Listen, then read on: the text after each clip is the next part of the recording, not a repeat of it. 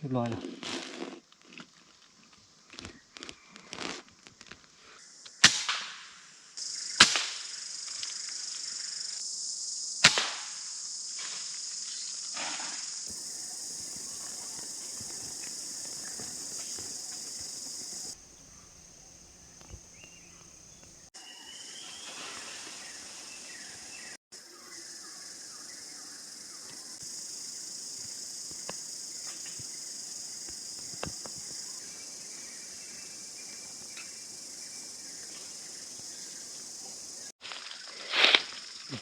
ตัวก่อนตัวที่สอง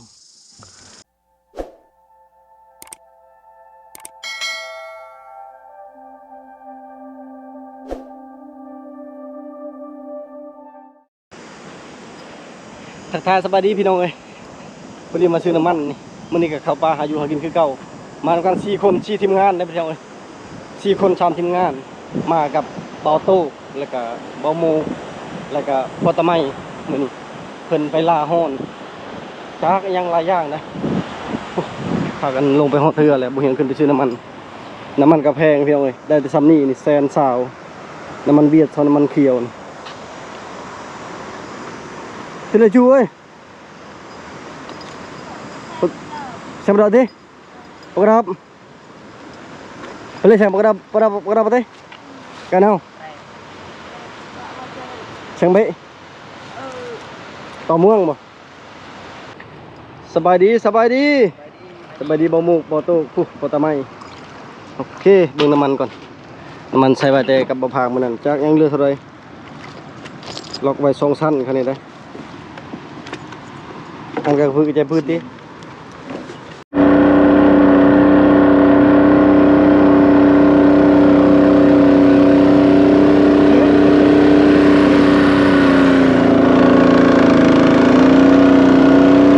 ทีมงานคน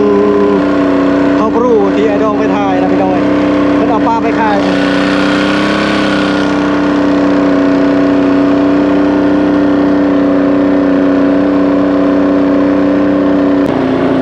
มื้อนี้เขาออกจากบ้านน่าประมาณ9 โมงบ่ายประมาณนี้ก็คือว่าเช้าอยู่ได้แต่ละคนก็ต้องไปกินข้าวเช้าก็เลยขอทุนกินข้าวทุนซื้อปลากระป๋องต้องปลาต้องนึง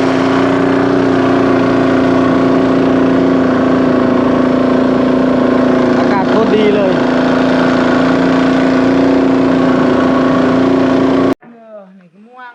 มาฮอตเรียบร้อยแล้ว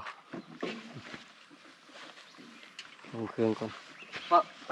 นึ่งคักเลยทำมันนี้เลยกระเบื้องโยงเนี่ยเป็นไรแถวตาน้อยเลยใส่เรื่องรถบนทางตอนนั้นมันเก่าอันไหนคุมกอไผ่มันจึงโฮมดีน้ำหมกน้ำไม้ก็มีเท่านี้น้ำนี่ขึ้นเลยขยับขึ้นหน่อยนึงมาฮอตเอาเครื่องขึ้นปะอะไรก็ทีมงานคนหนึ่งเพิ่นชี้หาหอนพูดเลยบุดลงติดหน้าเขื่อนแล้วให้ทีมงานเขาไปส่ง2 คนชูบุเฮียงกะสีกินข้าวปั่นข้าวแล้วก็สิไปพุ่นฉันเอาได้1ก็มาตู้ดอกอีได้ในวันได้1จักเลยตอนนี้ออกคันเร่งเหอะมักแห่เหรอเกี่ยกันนะ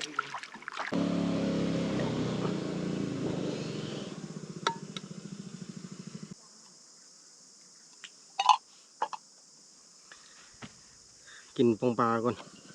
กินปลากระป๋องให้เจ้าทินก่อน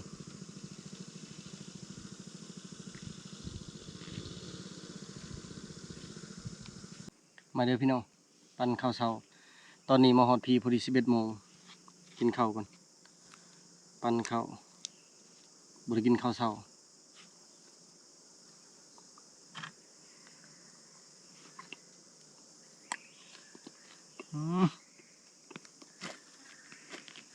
บ่แซ่บ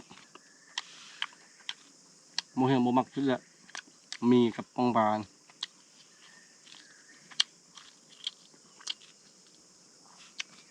ปลากระป๋องกินดูความจำเป็นใช่ไหม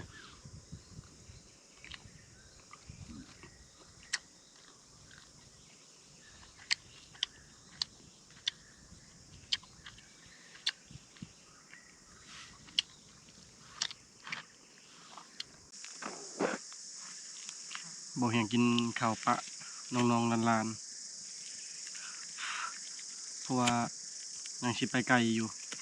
พุ่นแหละสิไปมองไห้บนบ่พังอนามัยไว้วังแล้วนี่ส่วนบ่พังก็บ่มานำว่าสิเข้าป่าแต่เมื่อวานนี้ลงกลมันไม่เท่ามือเดียวกันแล้วก็ว่าสิเข้าป่าเลยผู้ใดก็บ่ว่างผู้ใดก็คันเข้าป่ามันแดนว่าสิเข้าผู้เดียวแม่ก็ห้ามบ่ให้เข้า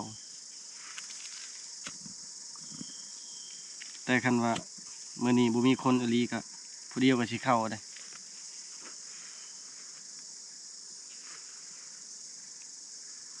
พอดีเลยค่อยย่างไป12 โมงตอนนี้11 โมงปลายๆก็ค่อยย่างขึ้นไปหาต่อไก่ไปนำ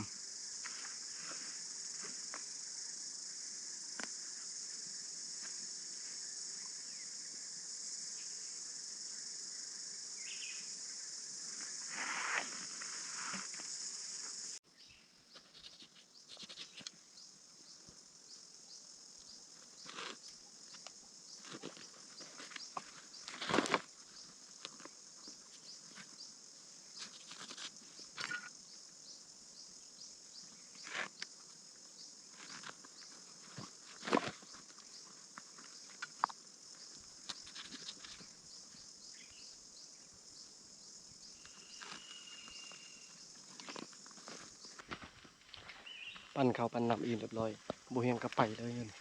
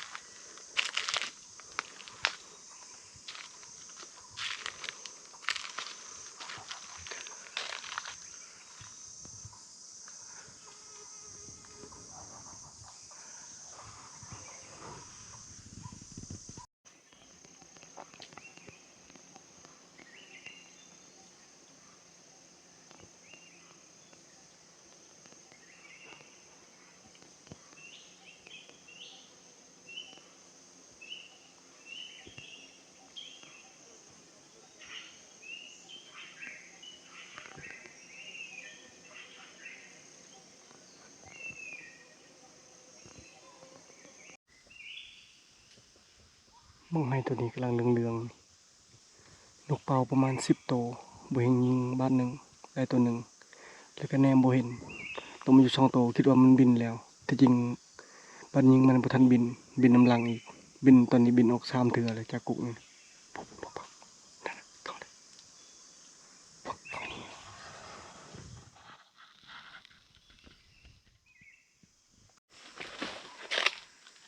ตอนนี้บ่เห็นยิงได้ยิงตก4 ตัวแล้วได้สุกไว้ไฟมองให้แดดแห้งนกกระโดก2นกเป่า2บางนี้ก็2 ตัวได้ยินเสียงมันแถวๆนี้เลยขนาดตอน12 โมงเลยนะนกกระโดกตัวหนึ่งบ่ทันตายยังตัวนกเป่าอยู่พุ่น2 ตัวแล้วก็นกกระโดกตัวหนึ่งจักไปทางใดเด็กนกเป่าตัวหนึ่ง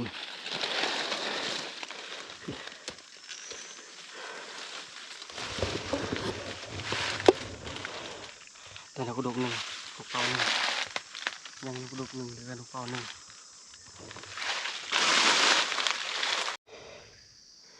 ได้3 แต้มเลยนกเป่า2นกกระโดก1อีกนกกระโดกตัวหนึ่งบูเอาตกทางหลังน่าจะเป็นตัวจุบุญเลาะหาบ่เห็นกุกนี้นะก็มองเขาทุกปีเลยกุกนี้นะเบิ่งเท่านี้ก็ขี้เห็นเข้ามาในนอนตะแลงนี่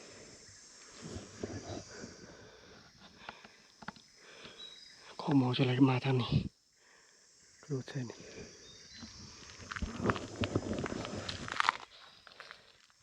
มาตั้งแต่แคมป์ 4รู้พี่น้องเลยขึ้นมาจากแคมป์ 4ประมาณ100-200 เมตรนี่ก็ ได้ยิง3 แต้ม 4 แต้มแล้วลูกตัวหนึ่งจักสิหาไปทางใดบ่เฮงยิงเลยก็บ่ได้สังเกตว่ามันเจิดไปทางใด4 บาทได้3 โตถือว่าโอเคลูกโอเคอยู่ตอนนี้นะสิได้กินข้าวอิ่มก่อนไก่กับคันอยู่นี่รถนี่บ่เฮงจะบ่อยู่กุ๊กนี้จะไปต่อกุ๊กพุ่นแหละตอนนี้เอิ้นบ่ตูกมาเอานก3 โตนี่ให้เพิ่น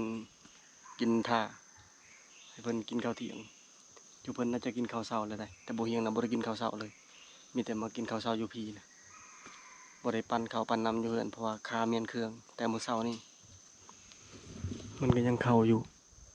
แต่ว่าดนๆเข้าเถื่อลองไปหายิงกระหอกหมออยู่บนขับกระหอกมันลายอยู่บนอยู่พี่กันเข้าที่ตอนเช้าตอนแรงกระหอกนะยินเสียงมันห้องอยู่ตอนแรงน่าจะเข้าประมาณเอ้ยไปไหนตอนแรกน่าจะครับโอตามละ4-5 โตแล้วก็คันได้ลงมาทางนี้ขี่หาการตอนแรกนี่การเห็นน้ำขี่มันทันได้กองอยู่ละลายบอลนะมึงให้มันกินตั้งแต่ขี่มันนี่นะเป็นการชาร์จนี่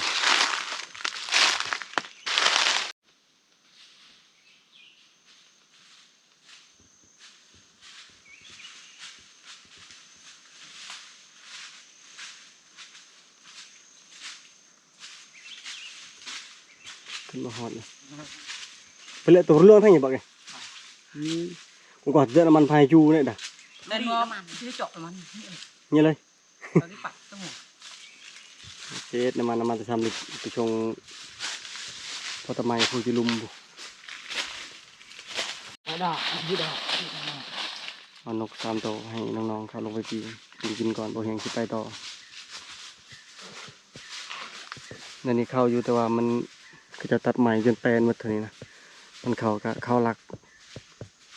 แต่ว่าคันอยู่ก็พอได้ยิงอยู่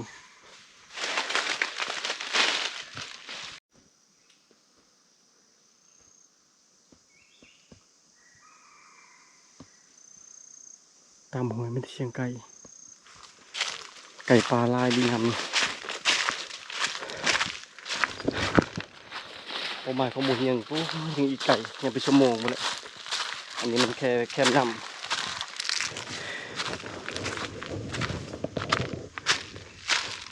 แล่นต้องเล่นเขาทำเรียบร้อยแล้ว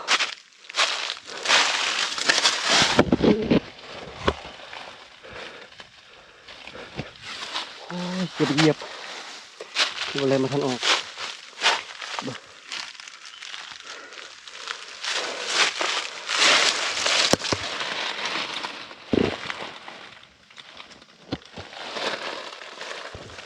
โอ้ยนี่จะโกนมันบ้างนี่ที่จะขึ้นเป็นไม้บุกขึ้นกัน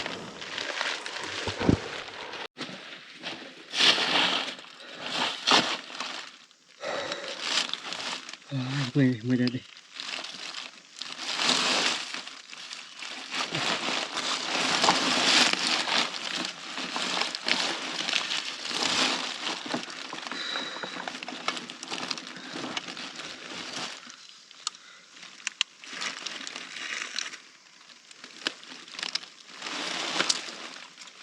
โอ้พี่เห็นแล้วพี่น้องเล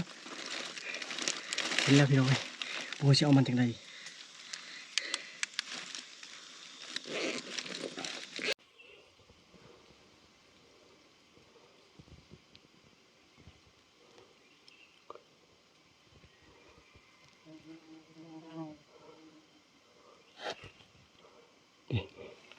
ตัวมันโลปลายนั่นแหละโอ้ยโบเชี่ยวมันจังไดบ้านี่คือชิเรียบร้อยแล้วพี่น้องเห็นบ้านี่โบเห็นยี่ประมาณ5 ลูกปุ๊เลือดกระจายอยู่น่าจะเรียบร้อยเลย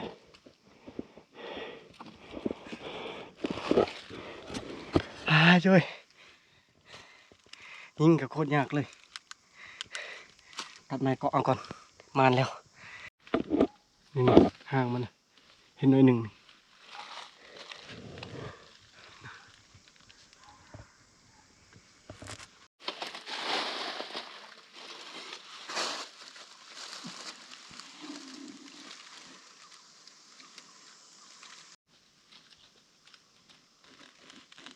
เรียบร้อยแล้ว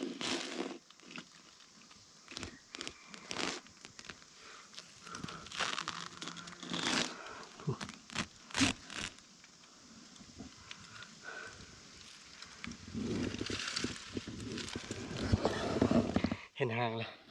นี่โตจะจ่อย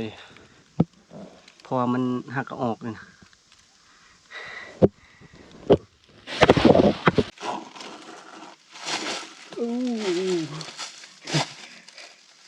มาแล้วพี่น้องกันนี่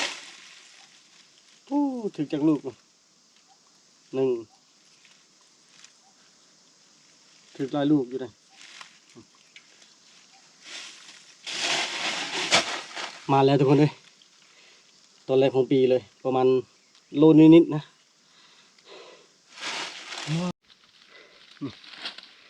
มาเลยได้โอ้มาตัวแรกพี่น้องเลยมาปึ๊บแล้วก็มานเลยนกได้ก็ได้แล้วแลนก็ได้แล้วตอนนี้นะบุเฮงยิ่งหลายบาทยันบุถือเพราะว่ามันแนมตำลำตำเราปืนเลยนะแนมกองบ่ได้มันติดจ่อๆเลยปุ๊บมาอยู่ตรงนั้นวางติดกับหินทันเกือบได้เหยียบอายุดีใจดิได้แล้ววันนี้ได้กอยแลนและสิได้พักยากับบ่มีแต่ว่าตอนนี้คือบุเฮงจะบ่หยุดยังสิพัฒนาไปต่ออีกพัฒนาเพื่อแหละไปเบิ่งกุ้งไฮตัวนั้นแต่ว่าตอนนี้มานแล้วสิได้มันไกลอะลิแล้วก็บ่มีสัญญาณคันบ่แหละให้น้องเขาเอามาครัวไว้แต่ก็ยามมันเลยพี่น้องมันบ่มีในครัวบ่มีหยังก็เฮ็ดได้มีแต่ไปต่อคิดว่าบ่เน่าดอกตัวนี้หาตัวแรงนะได้กินแล้วบ่นี่สมใจแล้วตัวที่สองนะตอนนั้นบ่ได้ตัวที่หนึ่งอันนี้ตัวที่สองแต่บ่เฮียงได้ตัวแรกมันอยู่บนนี้โลดลุกจากนี่แล่นเลยพุ่นเลยคิดว่าจะขึ้นกุกเปื่อยก็วิดเข้าภูเขาหินนะยังมานอยู่ติดตามต่อไปพี่น้องเลยตอนนี้เราก็ได้4 แต้มบ้านนี้บ่เฮียงยิงไล่ตัวนี้ยิงไล่นัดเลยนะซ้ำยันตัวตายโอ้ย3 เทื่อพักพี่น้องยังหมดทันหดอยู่ตอนนี้มีลมแล้วมันบ่เอาคือวังมือเช้านี่คือมือเช้านี่บ่มีลมตายเลยโหเฮงดิมื้อนี้37 องศาคอจะยกไหม้หมดเลย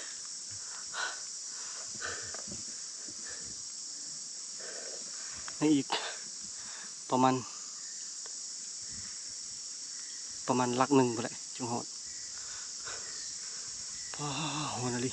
ขั้นตอนเช้านะบ่ได้พักเลยได้ย่างตอนเช้านะย่างไก่ชี้แจงอันนี้เครื่องลายดิเผาแบงนำเข่ามีดใบเลื่อยพวกอุปกรณ์ถ่ายคลิปครบเลยบ่เฮียงขึ้นมานอนก็ได้แล้วตอนนี้นะโอ้ยมีลมเลยนะฝนสิตกไปจากนี่เอาดิ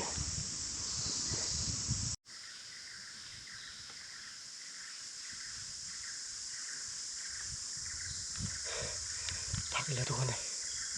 โอ้ไหวเองเลยคือซีเมนต์บทสุดท้ายปะนี่ย่างไปแล้วก็ทางนานี่ก็มีมึกแห้ง2 กุกนกกระดูกน่าจะสุกบอลมาดักกับบ่อพางไปไกลเป็นมานอนกับบ่อพางมือนั้นได้เห็นได้บางรัวนี่ก็มีปีกายนี่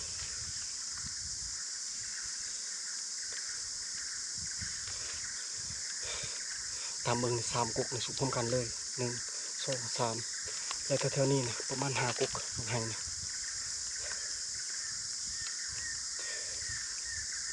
คือมีกินหอมกินอมนะ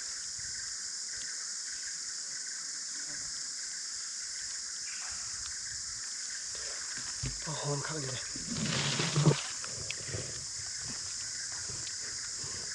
นี่จะเป็นเห็นอมเขาพวกนี้กินหอมเลยตอนนี้นะเดี๋ยวจะไปท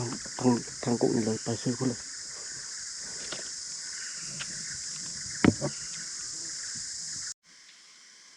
ใครแน่ได้ กุกนี้บ่ทันสุกยังเคียวอยู่บ่เฮียงระยันสุกพร้อมกันถือว่ากุกนี้ผ่านก่อนกุกนกกระโตงผ่านก่อนซ้ำกุกนี่กุกหนึ่งกุกหนึ่งแล้วก็ให้กุกหนึ่ง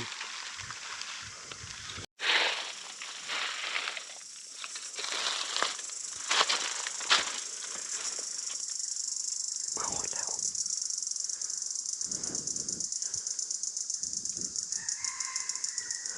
ของหมอว่านี้นะของหมอว่าบางไงมันแลนมานี่ข้านี่บ่เห็นเลยจะไปทางใดนี่มันได้ยินเหมือนยางแล้วมันก็แลนมาหาผมแล้วมันก็แลนกลับมาทางนี้นี่หอดทางนี้แล้วนี่โอ้ของหมอบางไงเลยยังไม่ทันตอนนี้หมอต้องให้แล้ว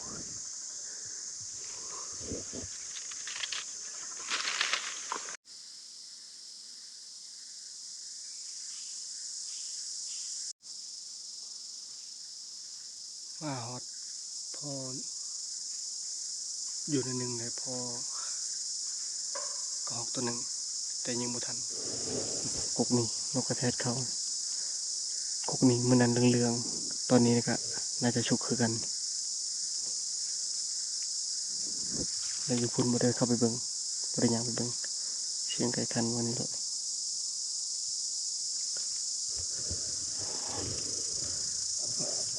ดักยากอะดิมันเข้างานี่ก็นะยองไปฮอดพุ่นแล้วมันไปก่อนนกเข้างาตอนนี้เฮ็ดบันดักเรียบร้อยแล้วมุงมือทั้งข้าง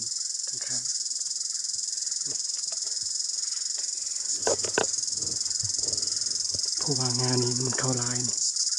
ก็เข้าสองตัวแล้วงานนี้ยังบ่ทันยิงแต่งานนั้นเข้าตัวหนึ่งเดียวบ่ทันยิงเพราะตอนบ่เห็นอนามัยเลยบ่เห็นดักบนนี้เนี่ยเห็นเขาก็เลยบ่อยากบนบันไดเห็นมันกินของลุมในฟัดอยู่ทั้งงานนี้มันมาเข้างานน้อยนี่งานน้อยชุกหลายอยู่นกกระโดดก็เข้าอยู่นกเป่าก็ห้องเท่านี้อยู่ตอนนี้น่าจะประมาณ3 โมงหรือ4 โมงนี่แหละ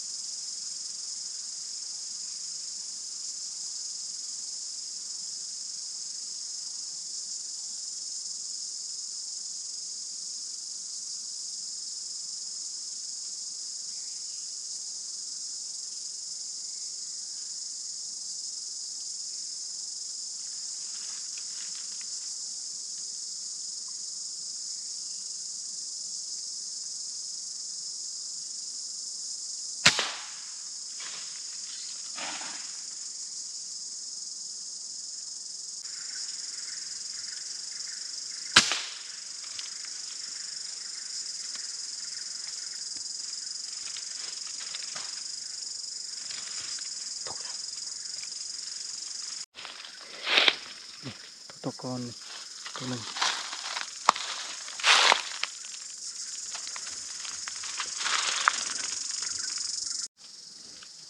ตัวที่สองยิงถึกทุกโตเลยแต่ว่ามันบ่ถึกจุดคักนะบดเป่ากับ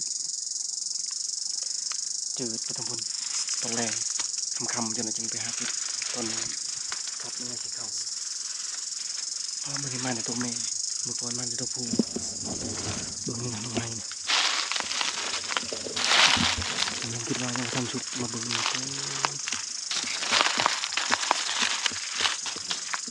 ชุกลงลายดิพี่เต็มหมดเลยแบบชุกลายก็มือก่อน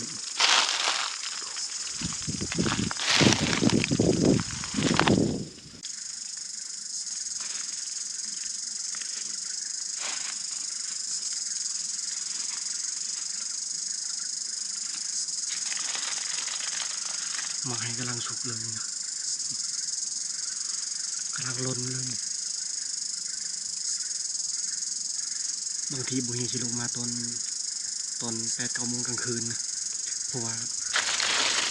คิดว่าบางลวนน่าจะเข้าแล้วก็ออกมองเมื่อกี้นี่นะยังโอทันตอนลมตอนขึ้นมาเสียดายตอนนี้มีลมนะช่องเต้น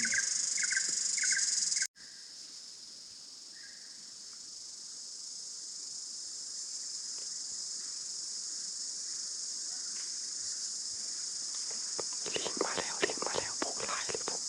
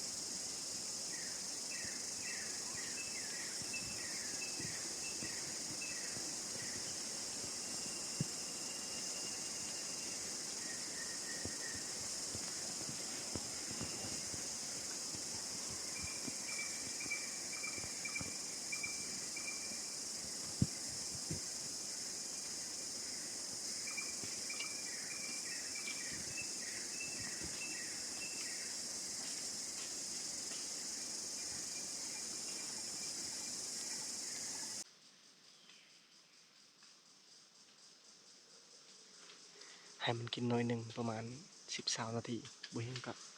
ให้ตัวนี้มันก็แล่นไปทางลมคือเก่าเพราะว่าก็หอกกับนกเป่านะปบมาเลยปบลิงก็เลยไล่มันหนี่คันบอกก็อยากให้มันกินก่อน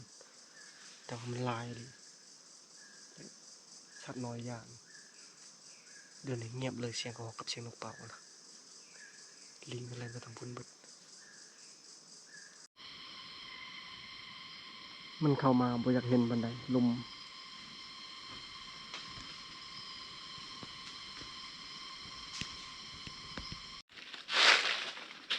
เห็นยิงเพิ่ม2 ตัวทาง3แล้วยิงได้ยิง2 ตัว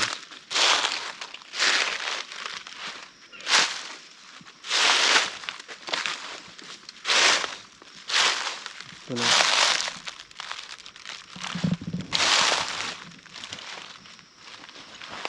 นี่อีกตัวหนึ่งมันนี่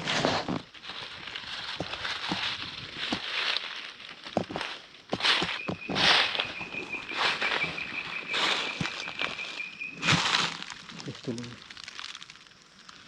ได้ครบแล้ว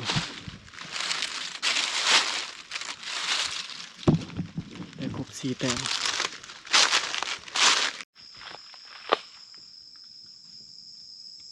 ลองเยียงเมือง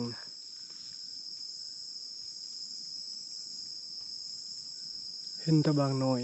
2 ตัวมันบ่ทันเข้าในชนิดสัญญาณทางนี้นะกุ้งอันนี้ก็สุกคือกัน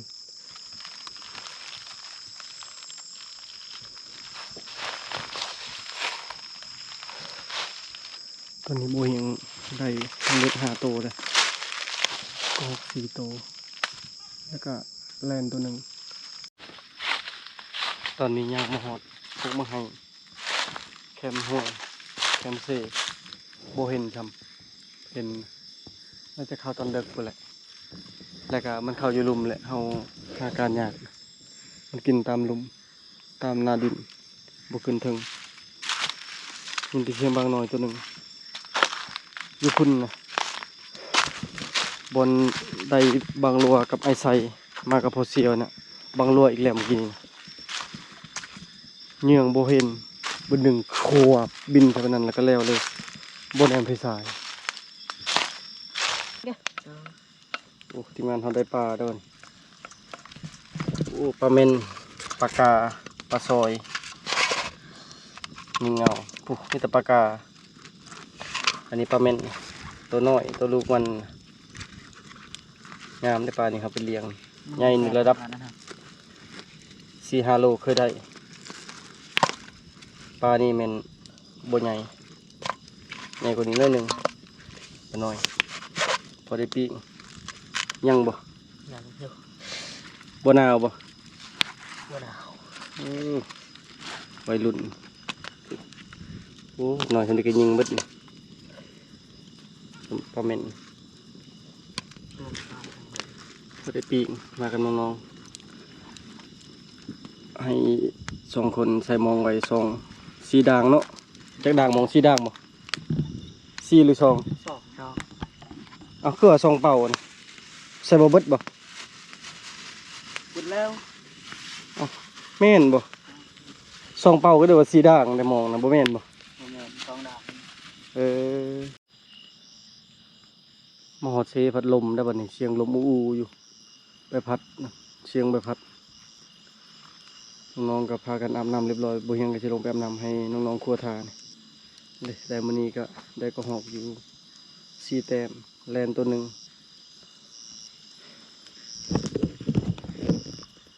แล้วก็นกเป่า2นกกระดูก1รวมทั้งหมด8 แต้มมื้อนี้ถือว่ามานเลยหาก็ได้แลนครั้งแรกของปี เสียดายบ่ได้ก็ห้องหมอแล้วก็บ่ได้บางหลัวนะโตวังบ่เฮงลงมาเมื่อกี้นี่นั่นบ่แม่นตัวอื่นนะบางหลัวแน่นอนมันกินหมากลิงไห้เพราะว่ามันน่าจะบินเจิดไปมันเฮ็ดโชกกนั่นนะแล้วก็เหยื่องกับเมื่อยเหยื่องเมื่อยการมันบ่แน่นไฟสายก็เลยลงมามีแต่มื้ออื่นค่อยแก่ใหม่มื้อนี้ถือว่าคุ้มค่ากับการลงทุนมาไกล และก็คุ้มค่ากับบ่เฮียงตั้งใจอยากมาแต่เมื่อวานมื้อซื่นนี่แหละแต่บ่มีผู้ใดพามาบ่มีผู้ใดอยากมานำนะผู้ใดก็ค่าเวียกค่างานมื้อนี้บัดมาหลายคนโลดบัดนี้ชวนในพานหาฮอนมันปุ๊เพิ่นลงติดกำนาเขื่อนบ่อนห้วยปลาบางบดตอนนั้นแหละแต่ว่ากลายปลาบางบดไปอีก นี่ว่าไม่แถวเลย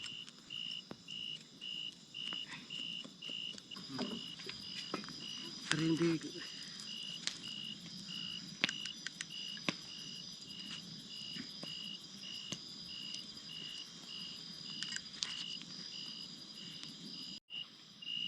ว่าทันแซ่บร้านอ๋อนี่เลย เชฟเราแม่ถูก แซ่บร้านเบียร์ทันเมื่อมึงไข่ปะมอนนี่นั่นแหละ อาบน้ำแล้วพอดีพากันครัวกระหอกไปนี่ครัวกระหอกครัวแรงจะกินข้าวลมแบบนี้ชินอนรับคักอยู่ย่างกับโอ้จนเมื่อยแท้เมื่อยว่ากว่าที่ฮอดกกไห้มื้อเช้านี่บ่เฮียงหากินเท่านี้ก่อนพักก่อนขึ้นไปตลอดบ่ไหว แถวกันเลย เขาอันเลย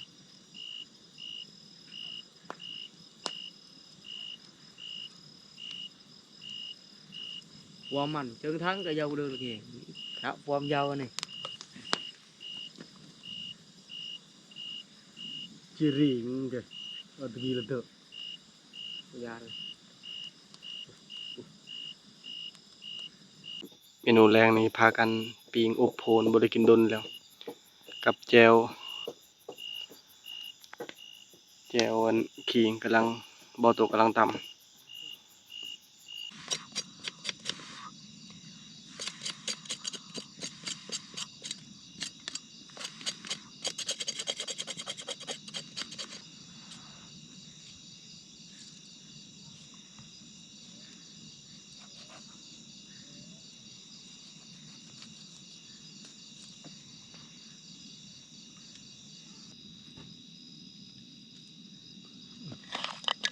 โอเคเรียบร้อยนี่ตัวหนึ่งกับครึ่งหนึ่งดิแจวนี่ลองเบิ้งคำหนึ่งนี่ให้เบาเมายากก่อนนี่อืมอืมอืม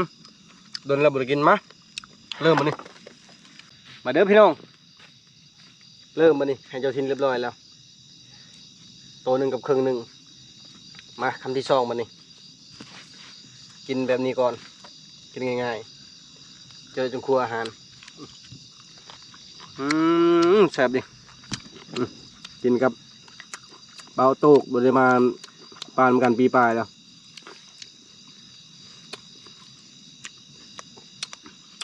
พี่กายเข้าปลากับเราได้บังหลัวเบาเมามีแฟนหรือยัง ยัง ทางโสด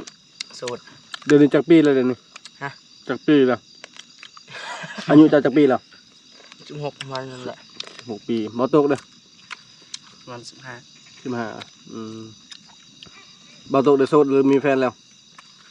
สูตร แม่นบ่โสดผู้สาวเห็นผู้สาวเสียใจนะโสดแท้บ่ สุดแท้ เออ เรียบร้อย โสด100%เนาะกินเรื่อยๆพี่น้องเอ้ยอยู่พุ่นก็ยังย่างไว้อยู่นี่ก็ประมาณ2 โต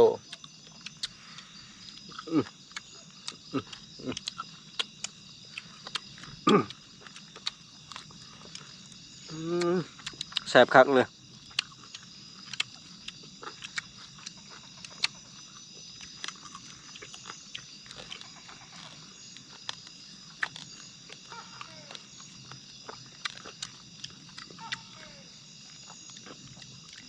ความมักของคนเฮาบ่คือกันนะเลือกเปลี่ยนเมนูกินแบบนี้บัดนี้ดนเราบ่ได้กินอืม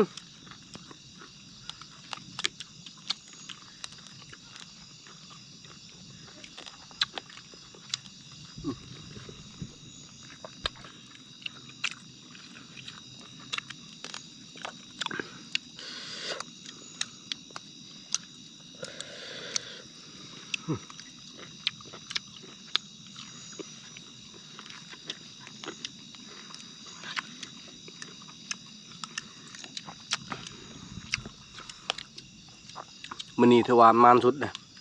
มานได้แลนด์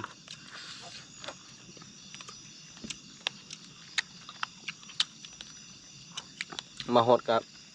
อาบน้ำกินข้าวก่อนกินข้าวแล้วเพื่อจึงครัวอาหารครัวแลนด์ไว้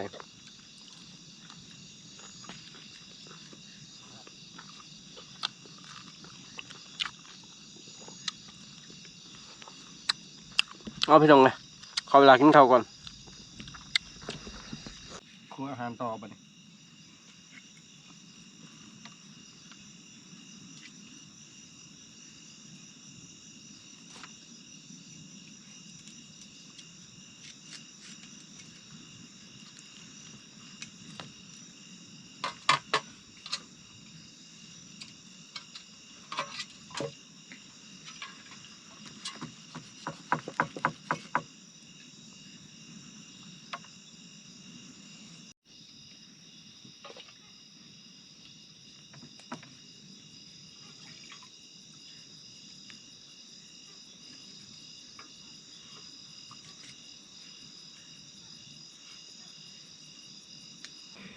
อาหารเฮานี่อันนี้ก็หอกตัวเขากินนะมันยังเหลือหลายกินแต่ช่องขาลังแล้วก็ช่องโตมันยังเต็มโตอยู่แล้วก็แลนเขาบ่ทันได้กินแล้วก็ตอนนี้น้องเพิ่นกำลังครัวกลางปิ้งปลานะเขียดเพิ่นจะใบได้น้อยหนึ่ง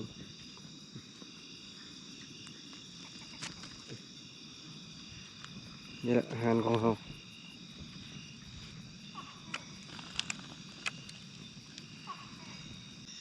ตอนนี้พากันครัวอาหารเรียบร้อยแล้วได้ปิ้งไว้ก็พอได้อยู่มื้อนี้พอมานอยู่แล้วมื้ออื่นบ่เฮียงสิไปแต่เช้าๆมื้อนี้ขอเก็บแห้งก่อนพี่น้องเพราะว่าเมื่อยอีหลีเดินทางแต่บ้านก็น่าจะประมาณ9 โมงนี่แหละมาฮอดพี่ก็กินข้าวกินน้ำแล้วบ่เฮียงก็ขึ้นไปเลยจน8-9 โมงจะได้ลงมาฮอดแคมป์ก็เฮ็ดอยู่ก็กินข้าวกินน้ำอิ่มตอนนี้ก็คืออาหารทุกอย่างเฮาก็ได้ปิ้งไว้คันว่าบ่มานมื้อเช้าก็พอได้มีอาหารเฮาสต็อกไว้แต่คันมานเฮาก็หาไว้มากินอยู่บ้านวังแรงนี่คันว่ายังพื้นอยู่ในหั่นก็สิได้ยิงอยู่ดอกเพราะกระหอกบ่แม่นนะอันบางน้อยนะมันก็กำลังสิเข้าอยู่แต่ว่าบ่เฮียงกล้าเข้านะมันกินข้าวบ่ค่อยคักปานใดก็เลยฟ้าวลงมาตอนไปก็คือกันฟ้าวเร่งไปให้ฮอดสุดท้ายก็เห็นของหมอมันแล่นไปก่อนนะแต่ว่ามื้อนี้ก็ถือว่าโอเคอยู่ได้ละลายสิ่งละลายอย่างพี่น้องสำหรับคลิปวิดีโอนี้ขอจบไว้เพียงเท่านี้ก่อนอื่นก็ขอขอบใจพ่อแม่พี่น้องทุกคนที่เป็นกำลังแห่งใจให้บ่เฮียงถ้าปฏิตามใน EP มื้ออื่นเช้าพี่น้องบาย